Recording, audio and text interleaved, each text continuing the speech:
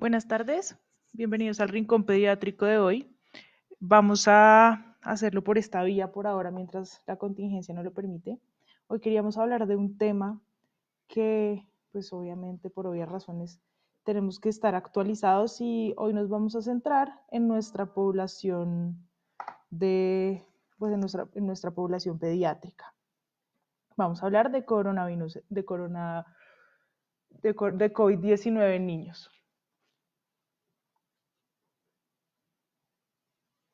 Espero que se esté oyendo bien ahí. Vamos a empezar. El COVID-19 es un betacoronavirus ARN de hebra positiva de una longitud de 27 a 32 y es una estructura de unión a un gen receptor que es muy similar al SARS. Esto lo descubrieron, como vamos a ver más adelante, viendo toda la estructura del virus y vieron que tenía muy pocas diferencias respecto al SARS, que es el SARS-1, digámoslo así. El receptor de la entrada a la célula es la enzima convertidora de angiotensina 2, la AC2, y el grupo de estudio del Comité de Taxonomía de Virus propuso que se denominara el coronavirus 2 del síndrome respiratorio agudo severo, ya que por su semejanza al anterior, simplemente se le nominó con el número 2. Hay un análisis que observó que la duración media del RNA en el sobreviviente después de varios estudios es de 20 días. A mano derecha vemos la estructura del virus con sus tres proteínas importantes de membrana y la cuarta que vemos en el genoma. Ahorita vamos a hablar un poquito más de eso. Hay 7 cepas relacionadas con enfermedades respiratorias en humanos: el coronavirus humano 22.9E, el OC43, el SARS-CoV-1, que es el que les estaba mencionando previamente, el NL63, el HQ1, el MERS-CoV-2, que fue el otro coronavirus importante en Medio Oriente, y el SARS-CoV-2, que es el que estamos hablando en este momento. En esta imagen vemos la replicación del virus, que digamos que no es nuestro tema de interés en este momento, pero quería que vieran las proteínas de membrana que les estaba mencionando anteriormente, que es la S, la E, la M y la N.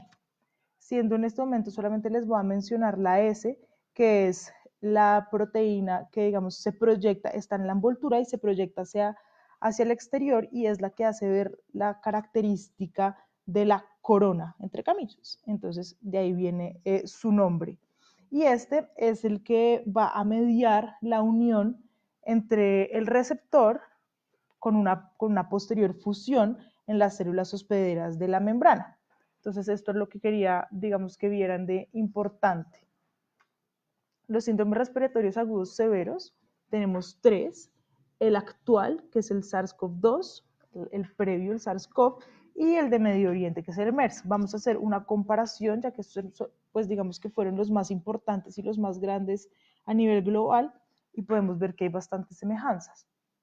El actual, el síndrome respiratorio agudo severo SARS-CoV-2, surgió en diciembre del 2019, como ya sabemos, en Wuhan, en la capital de la provincia de Hubei, en China. El 24 de enero del 2020, el Lancet publica una serie, digamos que fue la primera serie grande de 41 pacientes. En estos no había niños publicados aún. Y el primer caso pediátrico confirmado fue en enero. Y posteriormente, en febrero del 2020, el grupo CAID y compañeros lo publican pues digamos, en la primera revista, y fue un caso que simplemente fue positivo con síntomas leves y no tuvo mayor complicación. La fuente inmediata del COVID-19 es el murciélago, tiene una tasa de mortalidad aproximada del 2.3%, sin embargo tiene una alta transmisibilidad. La transmisión se ha comprobado que es por gotas, y la transmisión orofecal todavía está en muchos estudios. Se han encontrado pues el ARN en ese, sin embargo todavía no se puede confirmar la transmisión. Y respecto a la placentaria, en China solamente ha habido un caso reportado de un recién nacido que después de 30 horas dio positivo con una madre positiva. Sin embargo, todavía es muy pronto para decir que hay transmisión transplacentaria o simplemente fue transmisión por gotas como todos. La incubación en promedio es entre 5 y 7 días, siendo un máximo de 14 días. Los síntomas generales son la tos, la disnea, la diarrea, la fiebre siendo la más importante y en el mayor porcentaje, incluso en los niños. Y hay otros como la ageusia, la anosmia y el compromiso sistémico mayor.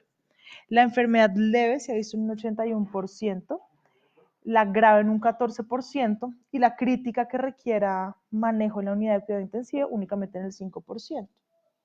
El SARS-CoV-1, que es el síndrome respiratorio agudo, que fue el del 2002, que se detectó en Guangdong, en China, y esta se alcanzó a diseminar alrededor de 40 países, no como el actual, pero sí se alcanzó a diseminar por muchos países. Fueron más de 8.000 casos en el mundo y hubo 774 muertes, con una tasa de mortalidad de un 10%, que vemos que es mayor a la actual. Varía respecto a la edad claramente, siendo como el actual mucho más común y mucho más severo en mayores de 65 años. La fuente inmediata de este fue en los gatos civeta. La tasa de mortalidad, como ya lo mencioné, fue del 10%. La transmisión, al igual que la actual, es por gotas respiratorias y tiene un periodo de incubación un poco menor, extendiéndose hasta los 7 días. La sintomatología muy similar a la actual, que son la rinorrea, la tos, la fiebre, y se describían en disnea.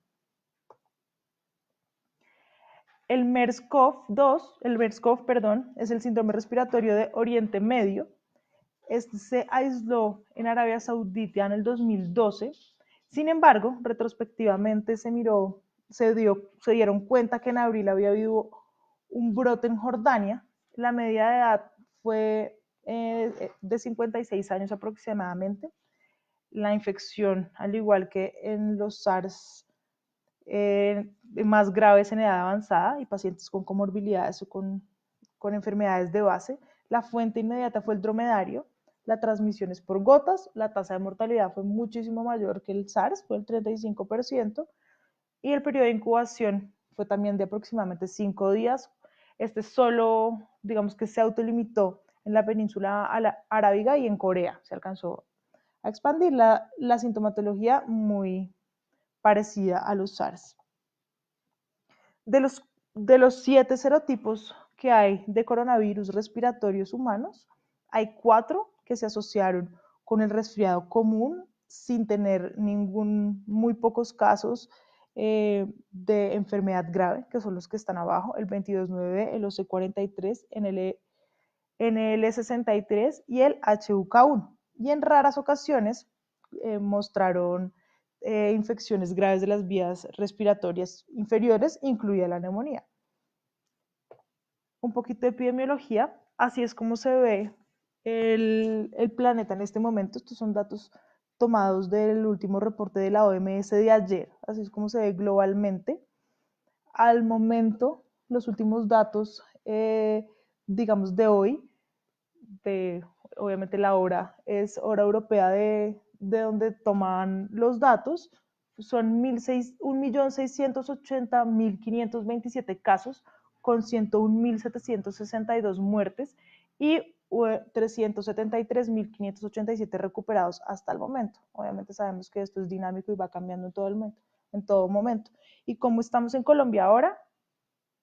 Esto es lo que vemos en este momento, estos son datos de ayer, que son los confirmados hasta el momento, se actualizan en la noche, que son 2.223 casos. Ayer hubo 169 casos nuevos con 69 muertos, 14 muertes nuevas.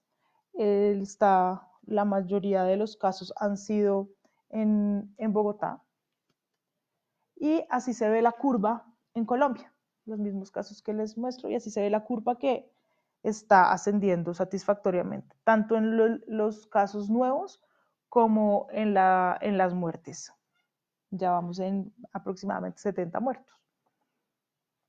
Y este es también de la OMS, cómo se ve digamos, el mundo en este momento a los colores, pues digamos, la gama de azules, los casos reportados en los últimos 7 días. Esto es tomado también de ayer. Y así vamos en Colombia. Este es un poco menos actualizado, pero así vamos. No, más o menos lo mismo. Esto es de la Academia Colombiana de Medicina Crítica, que ellos se actualizan más o menos una vez a la semana, pero pues simplemente es para mostrarles la curva en ascenso. Y estas son las distribuciones por grupo etario. Vemos, digamos, la población a tratar, que son las últimas dos de abajo, las últimas dos filas, de 0 a 19 años. Obviamente vemos que es la minoría de los casos, pero pues es importante saber que los niños también son población que que pueden dar este virus.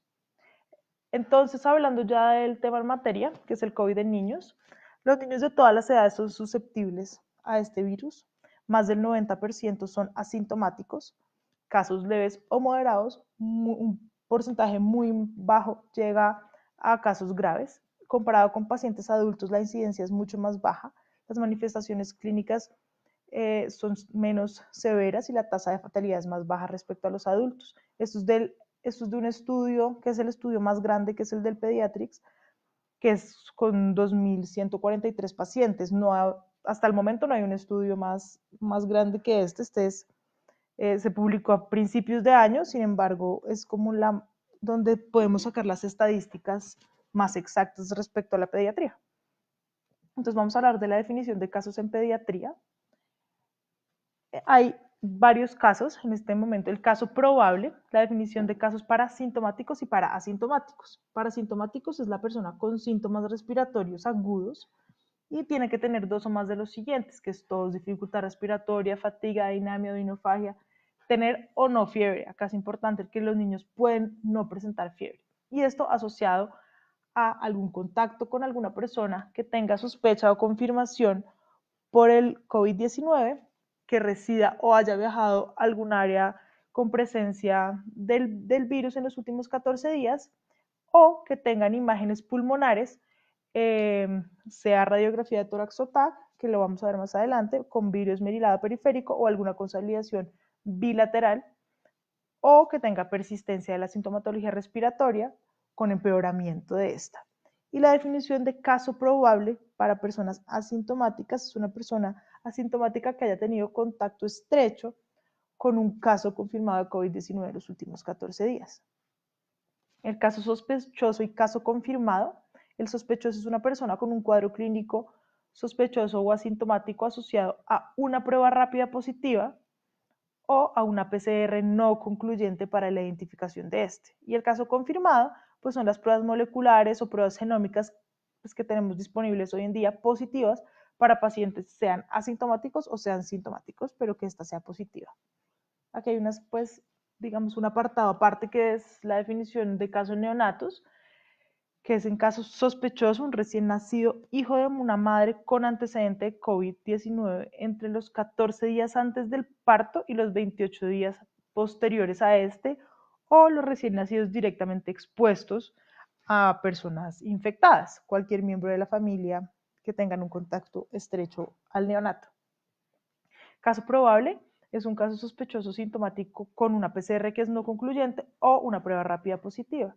Y el caso confirmado es el diagnóstico de la infección que se confirma si cumple uno de los criterios etiológicos, que son unas muestras del tracto respiratorio o, pues por alguna razón, analizado en sangre con una PCR en tiempo real positivas para el ácido nucleico del COVID-19.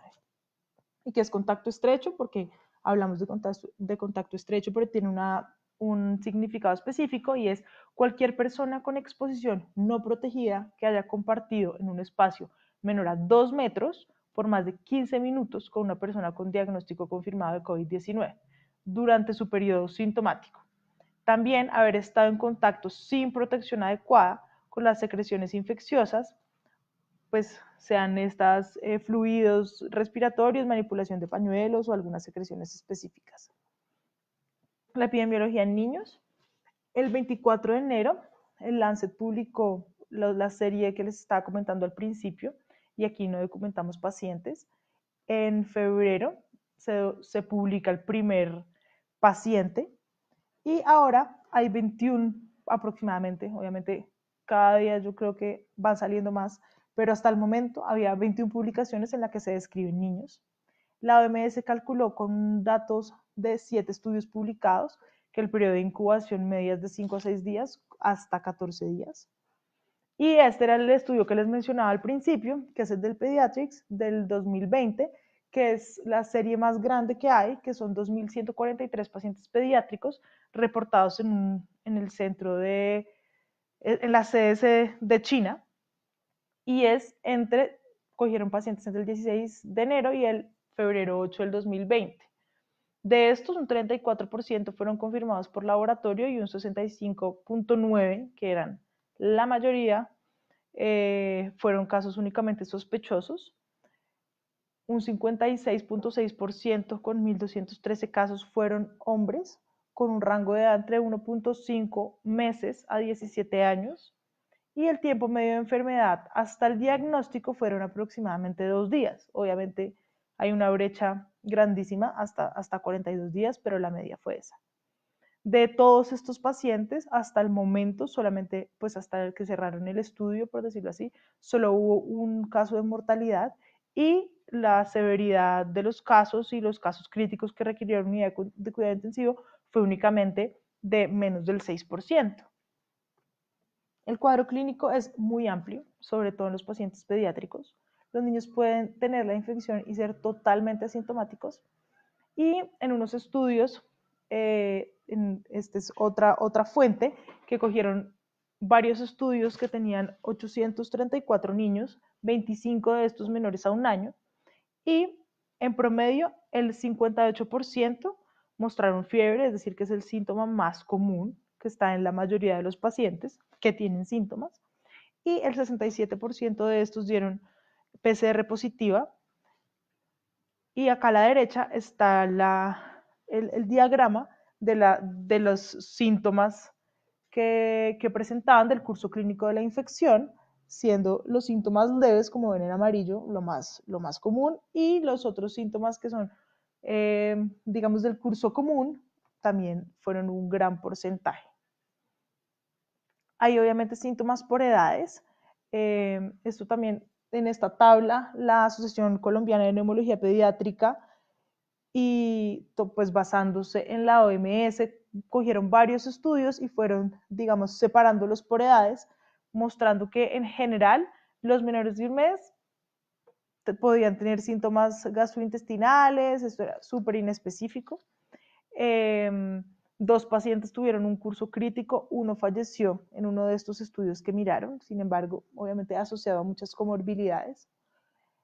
Entre un mes y un año, de 3 estudios, todos en estos fueron asintomáticos. Después cogieron otro estudio y vieron que el 50% habían tenido fiebre y 36% síntomas respiratorios, todos leves. Y en niños mayores de un año, 14 estudios, 98 asintomáticos. Y los que presentaron síntomas, un 65% con fiebre y un 69% con síntomas respiratorios. Se han reportado síntomas gastrointestinales generales, diarrea, náuseas, vómito, que podrían o no preceder algunos síntomas respiratorios, sin embargo, no es patognomónico de esto. Y algunos pacientes tienen síntomas neurológicos también, cefalea, alteración del estado de conciencia, y estos síntomas, digamos que se habían monitorizado y evaluado según la severidad. Entonces, la clasificación de la severidad: paciente sintomático con un test positivo para COVID, pero sin manifestaciones clínicas ni alteraciones en las imágenes, sean tacoradiografía.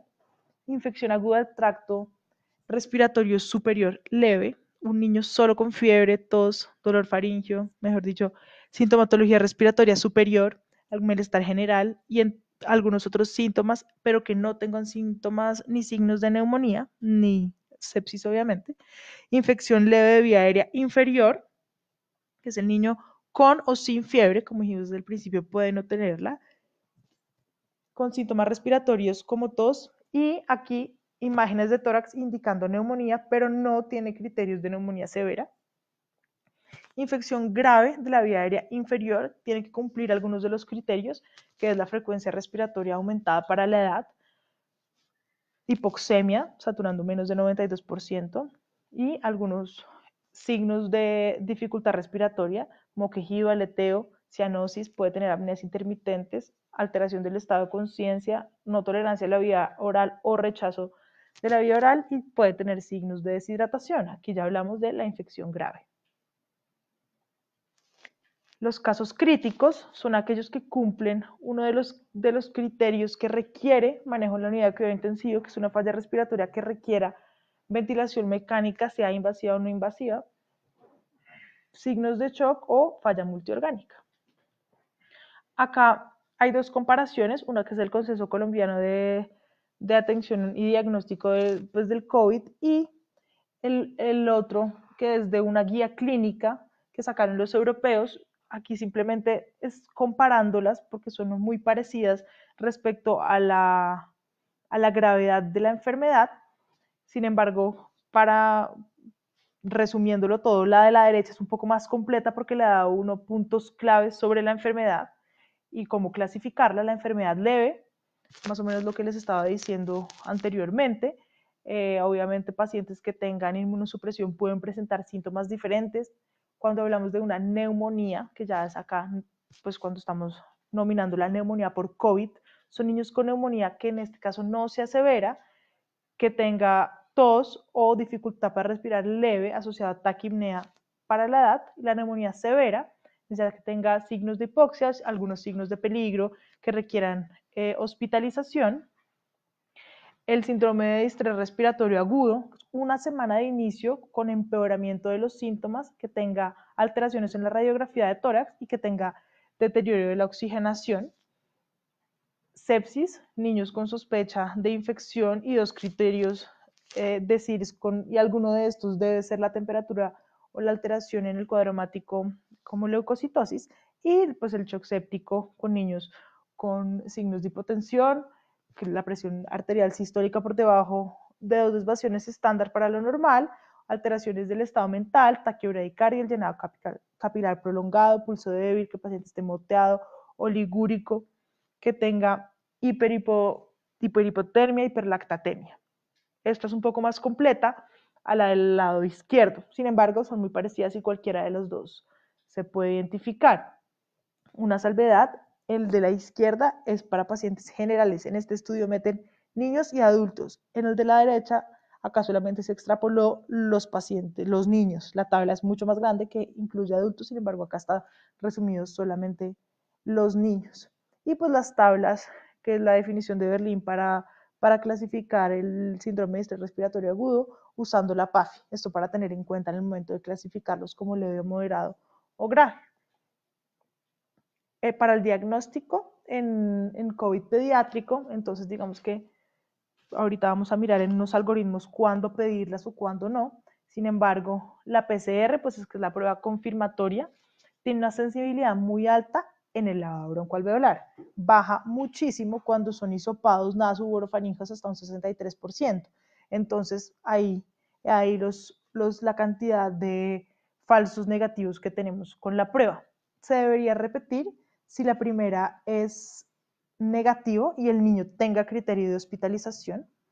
El hemograma, lo más común es que veamos linfopenia, neutrofilia, no están asociados a mal pronósticos, no se ha documentado que estos hallazgos tengan mal pronóstico. Un gran porcentaje, casi el 70%, presentan leucos normales, 15% neutrofilia o neutropenia, o sea, cambios en las líneas, sin embargo no están asociados a mal pronóstico. Los reactantes de fase aguda, como la PCR, la proteína C reactiva, no se asocia a mal pronóstico. Esto es diferente en adultos, que un aumento, un ascenso de estas sí se ha visto con mal pronóstico y no se ha visto elevado en todos los pacientes. Incrementándose se asocia a mayor compromiso radiológico, eso es lo único. La procalcitonina, más de 0.5 en las formas leve con no coinfección bacteriana, y no se debería solicitar obviamente todo el tiempo, solamente en formas severas. Y algunas otras pruebas cuando estemos ante pacientes críticos que queramos mirar, digamos, fallas multiorgánicas, función hepática, troponinas, el DIMO-RD, en adultos están muchos estudios, sin embargo en niños todavía no se está implementando tanto. La interleuquina 6 se podría asociar a mal pronóstico, Y pues la fibrobroncoscopia tiene una contraindicación por los aerosoles que produce, sin embargo relativa dependiendo con todas las medidas si se necesita o no. Hay varios algoritmos que nos proponen tanto el consenso colombiano como la sociedad neumológica o diferentes, digamos, este es uno de los resúmenes. Cuando hay casos sospechosos de COVID-19, tengo un paciente con síntomas, si no los tiene síntomas, lo sigo ambulatoriamente. Si sí tiene síntomas y la prueba le da positiva, entonces es un caso confirmado. Si la prueba nos da negativa, pero tengo una alta sospecha de neumonía, la repito a las 48 horas. Y acá ya lo confirmo o simplemente lo descarto. Si la prueba es no concluyente y tengo, pues ahí me voy a un caso probable de COVID-19. Y dependiendo de los síntomas lo voy a clasificar y voy a requerir o repetirle la prueba o si los síntomas son leves, simplemente hago el aislamiento domiciliario de mínimo 14 días. Y a la izquierda en la punteada pues tenemos la prueba rápida que no la tenemos ahorita disponible acá. Sin embargo, pues hay que tenerla en cuenta. En el segundo es el caso sospechoso o confirmado por SARS, con los síntomas leves, síntomas más alteraciones de algunos signos vitales y los síntomas con signos de shock para mirar en dónde lo manejo. Esto me lo va a clasificar en dónde debo manejar el paciente. Si no tengo factores de riesgo y tengo síntomas leves, le puedo dar salida y el aislamiento. Si tengo factores de riesgo, sin embargo, los síntomas son leves, le tomo paraclínicos y le tomo imágenes y dependiendo de lo que encuentre, lo hospitalizo o no. Y los pacientes hospitalizados, ahí les hago un estudio completo con hemograma, transaminasas, pues función hepática en general, función renal, electrocardiograma e imágenes. Y los pacientes que requieran manejo en UCI, muy probablemente con una falla ventilatoria que requerirá necesidad de ventilación mecánica invasiva, les tomo los paraclínicos de la anterior y pues voy, digamos, modificando lo que necesito. ¿Cuándo iniciar el tratamiento? Entonces, en toda sospecha o confirmación, digamos que inicio el tratamiento de apoyo de las infecciones virales en niños todavía, que vamos a ver ya al final de la presentación, los medicamentos. Sin embargo, se deben hacer las medidas de apoyo y dependiendo de la respuesta, amplío o no estudios.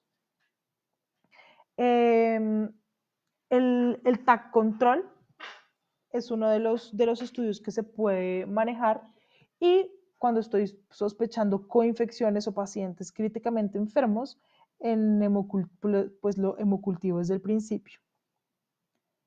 Respecto a las imágenes, entonces la radiografía de tórax está indicada a partir de unas categorías leves hasta el shock séptico, eso está, digamos, en el criterio médico del pediatra o de la persona que lo esté atendiendo.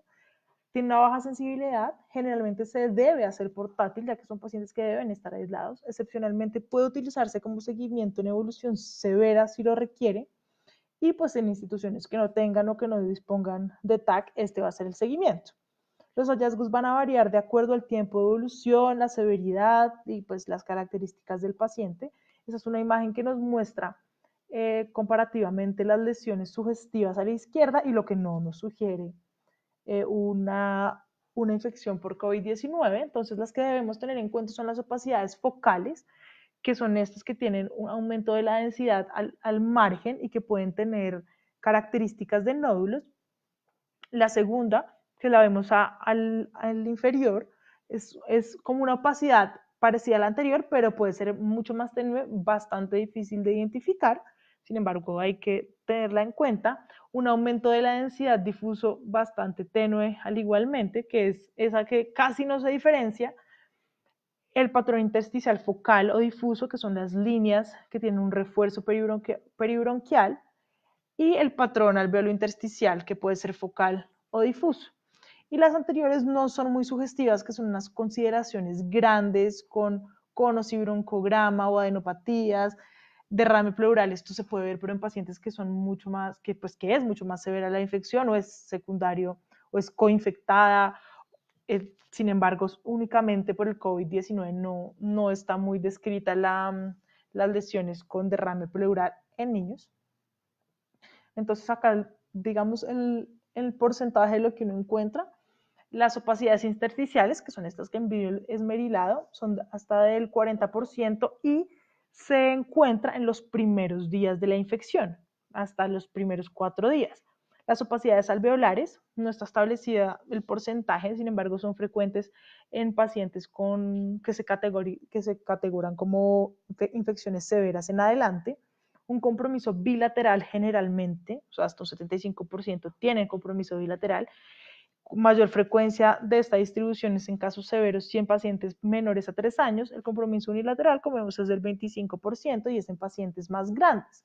Hay 3 imágenes, sobre todo la primera, la que me interesa, que son las opacidades alveolares multilobares, que esto nos muestra una infección severa bilateral con patrón de opacidades intersticiales, alveolares, que es de las infecciones severas. Las siguientes son esas opacidades focales que no son muy fáciles de ver, están con las flechas, y el patrón intersticial focal, que era el que les mostraba anteriormente, que no se diferenciaba mucho del negro.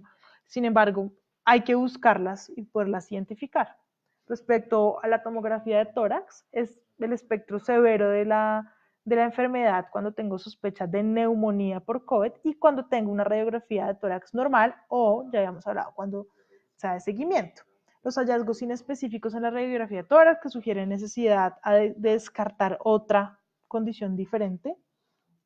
El espectro clínico no esperado y necesidad de confirmar algunas complicaciones, digamos que acá la indicación es relativa o también es relativa cuando se considere útil para el cambio de conductas. Entonces también digamos que es muy a consideración del médico. A la derecha vemos algunas de las imágenes. Como vemos la grande, hay ocupación alveolar del segmento del lóbulo inferior izquierdo. La mayoría son ocupaciones alveolares, pueden ser multilobares, pueden tener una característica de halo también, que es el signo del halo. Y al igual acá está la tabla con los porcentajes, con vidrio esmerilado en la fase inicial, que también lo vemos en la radiografía, pero en el TAC pues hasta un 57.4%, vamos a ver vidrio esmerilado al inicio. La ocupación alveolar, que puede ser multilobar, un 14%, al igual que el signo del halo, que no es muy frecuente verlo en adultos. Nódulos y derrame pleural, vean la frecuencia, es muy bajo el porcentaje que se muestran. Y la afectación unilateral versus bilateral, como les mostraba anteriormente, va a depender mucho de la edad. Entonces las pruebas, pues digamos, confirmatorias, lo que nos van a mostrar es una positividad para la secuencia del RNA en 2 genes, que es el gen 1A, B y el gen de la proteína de la nucleocápside del virus. Y de sospecha de exposición de los síntomas, puedo hacer la prueba rápida positiva o la prueba rápida, si la prueba rápida es positiva y si la prueba rápida es negativa. Si la prueba rápida es positiva, realizo una prueba confirmatoria y si esta es positiva, pues manejo según el consenso y según las guías. Si es negativo, aíslo por mínimo 14 días y repito 48 horas después la prueba porque tengo una alta sospecha de una neumonía o luego por alguna exacerbación o empeoramiento. Y si la prueba es no concluyente, igualmente repito la prueba. Si la prueba es negativa, no requiero realizar la PCR, la confirmatoria, y lo aíslo. Y a consideración la repito según necesidad, sin embargo no está recomendado. Para diagnosticar un paciente asintomático que por definición ha mantenido un contacto estrecho con un caso índice, se debería contar con un test de PCR positivo. No solo el nexo epidemiológico, tengo que tener el resultado. Y es la única manera de conocer la real circulación del virus y tomar las conductas que se necesitan más oportunas y más certeras. La detección temprana del COVID-19, las pruebas de tamizaje, son pruebas de detección, no son pruebas confirmatorias, como ya lo sabemos. Ante una prueba rápida positiva, pues estas pruebas de tamizaje se requiere una confirmatoria real. Si la prueba de tamizaje es negativa, no se requiere hacer, en este momento no estamos en condiciones. Son más específicas que sensibles, se debe repetir la prueba de tamizaje según la evolución clínica. Estas pruebas rápidas, la IgM o la IgG, ayudarán a optimizar los recursos, el tiempo y tomar decisiones más rápidas para la prevención y el manejo. No se recomienda realizar las pruebas serológicas para el diagnóstico. el diagnóstico estándar confirmatorio es con la PCR a partir del aspirado traqueal o el hisopado nasoorofaringeo, no es esputo que se haya inducido por el lavado. O sea, si el lavado es tomada las muertas, pero no inducido por esta. Realizar la PCR múltiple en todos los pacientes con neumonía grave que estén en manejo en la unidad de cuidado intensivo para evaluar los diagnósticos diferenciales, así como mirar las coinfecciones, sean virales o bacterianas, ya que se ha visto sobre todo la influenza es el que más coinfecta, el virus que más coinfecta, y dependiendo de algunas condiciones muestra la conducta que debo tomar con la PCR. El aislamiento respiratorio a comunidad general, entonces mantenerlo hasta la obtención de una PCR para COVID negativo, pues sí hay la disponibilidad de esta. El aislamiento respiratorio del paciente oncológico inmunocomprometido o post-trasplantados debe ser de 28 días luego de que desaparezcan estos síntomas o de que la PCR sea negativa, dependiendo de cómo se esté tomando en cada sitio. El trasplante urgente en pacientes que provienen de zona con alta prevalencia de COVID debe tener 2 pruebas negativas para este. Los donantes sanos, pues si ya son sanos no se tiene por qué realizar o no tienen nexo. El aislamiento del virus en materia fecal, que es una vía probable de contagio que está en estudio y puede tener una eliminación prolongada, acá todavía digamos que no se puede recomendar de rutina realizar nada, entonces todavía está bastante interrogado. Respecto al manejo, entonces todo paciente que ingrese con sospecha de COVID, pues confirmado al hospital, se deben tomar bastantes medidas. Entonces las medidas generales de protección, se debe pues poner, digamos, la mascarilla a los familiares que vengan, mantener 2 metros, se recomiendan 2 metros, mínimo 1 metro de separación con todos los pacientes en todo momento. El personal que atiende al paciente tiene que tener todas las medidas preventivas recomendadas por, pues, todas las recomendaciones por la OMS de contacto y respiratorias.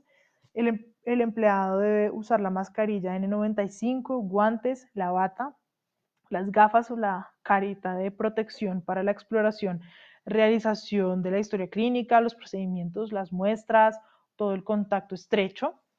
Se deben administrar todas las medidas de apoyo antitérmicos habituales si es necesario. Si el paciente tiene fiebre, se recomienda realizar una radiografía de tórax en el momento, si se tiene la disponibilidad, depende del nivel en el que estemos, y tomar los laboratorios para descartar alguna coinfección o sobreinfección, al igual que dependiendo del estadio y de la severidad del cuadro, tomarle los otros paraclínicos. Entonces, ¿a quién hospitalizo? Si tengo una infección baja, leve o grave, que requiera disnea, que tenga disnea o requiera oxigenoterapia, a la población de riesgo, es decir, condiciones que tengan vulnerabilidad social o tengan factores de riesgo crítico, como que sean pacientes menores de 3 meses, que tengan antecedentes de cardiopatías congénitas, hipoplasia pulmonar, enfermedades pulmonares crónicas, cualquier enfermedad neuromuscular, paciente con una desnutrición grave en el momento del diagnóstico, anemia, inmunodeficiencias o esté en manejo inmunosupresor en este momento, o pues cualquier paciente que tenga una clínica de intolerancia a la vía oral debería ser. Y obviamente, según condición crítica, si llega un paciente en una condición crítica, pues simplemente requiere hospitalización. El manejo en el hospital se debe contemplar la posibilidad de que el tutor del niño pueda ingresar junto al paciente, eso digamos que está controvertido porque en adultos no se deja que ningún familiar entre, pero pues esto es las recomendaciones que se están haciendo ahorita. Una sola persona que sea mayor de edad, en lo posible que sea menor de 65 años, siempre debería ser la misma persona y esta tiene que cumplir en todos los momentos las medidas de aislamiento, que son los que mencionamos. Puede darse también la situación en que el tutor del niño esté infectado y puede ingresar conjuntamente. Eso se va, digamos que mirando dependiendo del caso. Y a la derecha está cómo ponerse todo el equipo de protección personal. No vamos a indagar en este momento, sin embargo, pues a todos los profesionales de la salud y todos los pacientes que tengan un contacto estrecho con este tienen que tener en cuenta la manera correcta de ponerse todo el equipo de protección. Una vez decide hospitalizar, debe estar entre la medida que sea posible en un cuarto de aislamiento, con todas las facilidades de la higiene de manos, que tengan una buena ventilación, que esté señalizado con el aislamiento, siempre avisar en el momento pues el ingreso al área a médico tratante, registrar todo el personal que esté en contacto, que vaya a tener contacto con el paciente, prohibir los visitantes de afuera, mantener objetos personales al mínimo, lo que menos se pueda, mantener todas las canecas, guardianes dentro de la habitación, que no tenga que salir el personal tanto de enfermería como el personal médico, y que toda persona que vaya a entrar al cuarto de aislamiento tenga el equipo de atención unipersonal. Acá también hay pues la tabla de la severidad de la enfermedad y qué hacer específicamente. Esto es muy importante. Entonces, ¿se acuerdan al principio que les había mostrado cómo hacíamos la severidad de la enfermedad? Entonces, cuando hablamos de una infección leve de vía aérea inferior, que eran con las definiciones que habíamos dado al principio, debería hacer una monitorización no invasiva, pero monitorización sobre todo de pulsometría y de signos vitales, y darle un tratamiento específico ante la presencia de sibilancias, manejarlas con broncodilatadores, con cámara espaciadora, nunca hacer micronebulizaciones ya que son productores de aerosoles, los analgésicos habituales, donde lo requiera. Si es una infección grave de la vía aérea inferior, se debe dar manejo conservador de fluidos. Si el paciente no está en choque, se debería dar un manejo conservador y mantener la oxigenoterapia por arriba de 90. Y en este caso, hablan de considerar el manejo, digamos, el manejo farmacológico.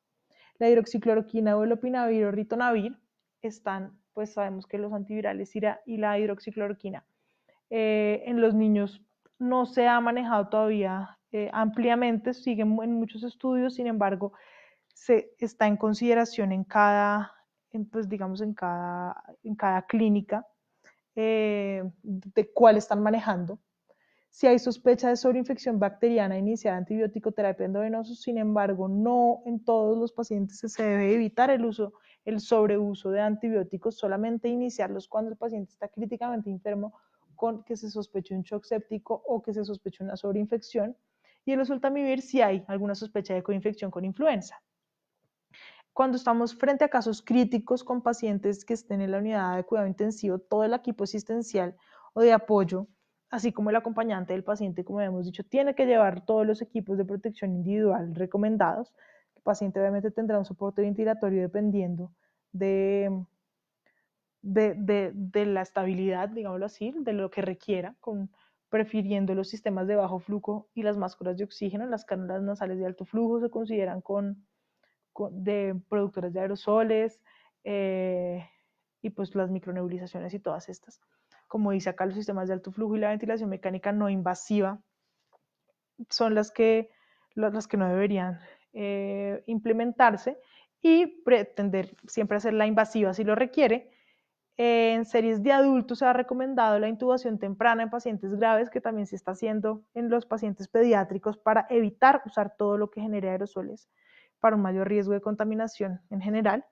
Y la estrategia ventilatoria recomendada por el consenso de SRA pediátrico, que es el PALIC, con algunos objetivos de ventilación protectora, los que son mantener unos volúmenes tidal bajos, una óptima, pues que tenga una PEP óptima para poder disminuir la FIO2, que tenga una presión en meseta de menos de 30 centímetros de agua.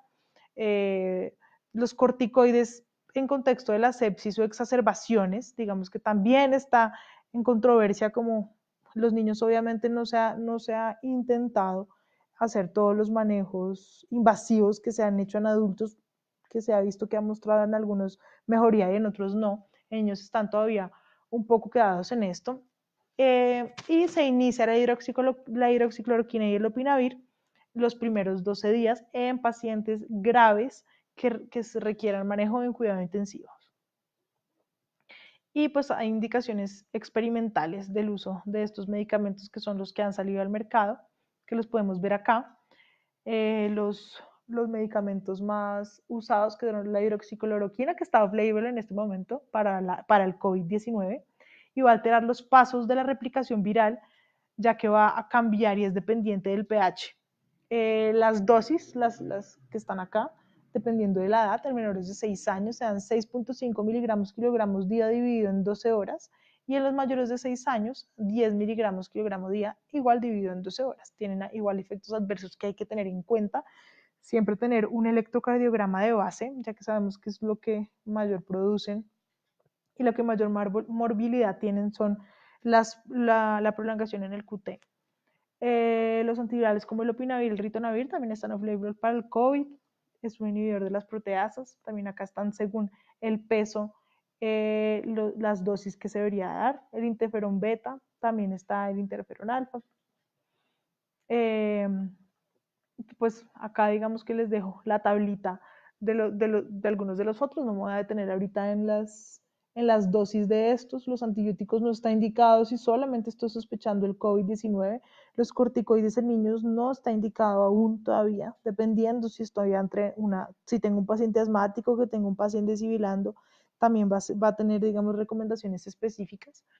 Y el oseltamivir solito para pacientes con infecciones únicamente por COVID tampoco está indicado en este momento.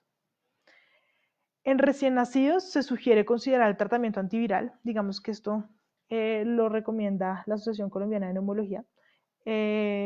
Solamente en los casos que estén clasificados como severos, y se considera el tratamiento con cloroquina en los que también estén como severos. De resto no han usado, digamos, ninguna otra recomendación ni ha usado otro medicamento en este momento. Respecto a la alta hospitalaria, entonces se recomienda que los pacientes con infección por COVID pueden ser dados de alta y continuar el aislamiento en casa si cumplen alguno de los criterios, que es ausencia de fiebre de más de 48 horas sin requerimientos de antipiréticos, que tengan una tolerancia a la vía oral, mejoría clínica de los síntomas respiratorios y de la hipoxemia. Cuando tengo un paciente de estos estables, puedo considerar el alta médica. Acá hay una atención, digamos, semaforizada del COVID en el paciente pediátrico, que esto es como para tenerlo en el bolsillo. Es un resumen de más o menos todo lo que les dije anteriormente. Pero entonces yo voy a semaforizar y mirar qué pacientes los clasifico con enfermedad leve, grave y cuál es severa y qué manejo voy a tener que darles. Y también esto es para tenerlo en el bolsillo, que son las dosis de los medicamentos recomendados cuando considero que un niño tiene taquipnea, pues, que es uno de los signos de dificultad respiratoria, para hospitalizarlos, y cuándo podría darle de alta hospitalaria. No me voy a detener a leer cada uno de estos, pero es importante. Acá traje a colación este último estudio, que es, digamos, que lo que Cochrane recomienda en este momento, que es la cloroquina y la hidroxicloroquina como potenciales terapias frente al COVID-19. Obviamente esto está basado en adultos hasta el momento, y actualmente no existe un tratamiento efectivo bien validado para el COVID. La cloroquina y hidroxicloroquina han mostrado una eficacia in vitro frente al COVID-19, pero no hay ensayos clínicos que lo corroboren hasta el momento. Esto se tomó sobre todo cuando el SARS-CoV-1 se empezó a manejar con estos medicamentos, mostró pues mejoría, y por la semejanza del SARS-CoV-2 se empezó a utilizar, pero no tenemos todavía nada que nos muestre la eficacia como tal. El estudio, digamos, de los estudios más grandes, que es el de Gautret y compañía, que son 36 pacientes, había mostrado una reducción significativa con la hidroxicloroquina en la carga viral a los 6 días. Esto adicional de la acitromicina. Otra vez les repito, esto es en pacientes adultos. Sin embargo, pues tienen algunas limitaciones muy serias que todavía no nos han dado la validez que necesitamos, la validez interna que necesitamos. Hay otro estudio que ha sido el primer ensayo clínico publicado, que pues además de todo su adición al tratamiento convencional de la hidroxicloroquina no ha mostrado ningún beneficio. Entonces hay varias controversias y se ha mostrado que eficacia y no eficacia. Entonces, más de los eventos adversos graves que sí podemos tener asociados al uso de la hidroxicloroquina y de la acitromicina. Y el uso masivo de estos fármacos, que está fuera de la indicación, puede poner en riesgo el suministro ordinario para el que están recomendados y para el que tiene, digamos, indicación. Entonces, que son la artritis, el lupus y la malaria, lo más importante. Y otro tema controversial que se pregunta mucho: ¿se deben evitar los antiinflamatorios para tratar los síntomas? Acá eso también es una revisión de Cochrane que realiza una revisión sistemática de la literatura y encuentra que no hay evidencia científica todavía que venga de algunos estudios grandes que sustente que el uso de AINES en infección por coronavirus sea deleterio. Sin embargo, pues, en los primeros pacientes en China donde se usaron antiinflamatorios, mostró que había, digamos, mayor mortalidad y mayor morbilidad. Sin embargo, después se vio y eran pacientes que tomaban crónicamente estos medicamentos porque tenían una enfermedad subyacente de base. Entonces, tampoco es muy claro. Y las afirmaciones acerca de los efectos nocivos, pues son provenientes de artículos de opinión. Esto fue pues en Chile, que fue el presidente la primera vez que salió a decir sobre esto. Entonces han sido de opinión y no ha sido nada científico que nos corrobore esto. Listo, eso era lo que teníamos para contarles desde el Rincón Pediátrico sobre COVID-19. Quedamos, esto pues como saben queda en el live de Facebook. Pueden ahí hacer todas sus preguntas y las vamos contestando ahora que cerremos acá, según lo que vayamos pudiendo. Y muchas gracias a todos por estar conectados.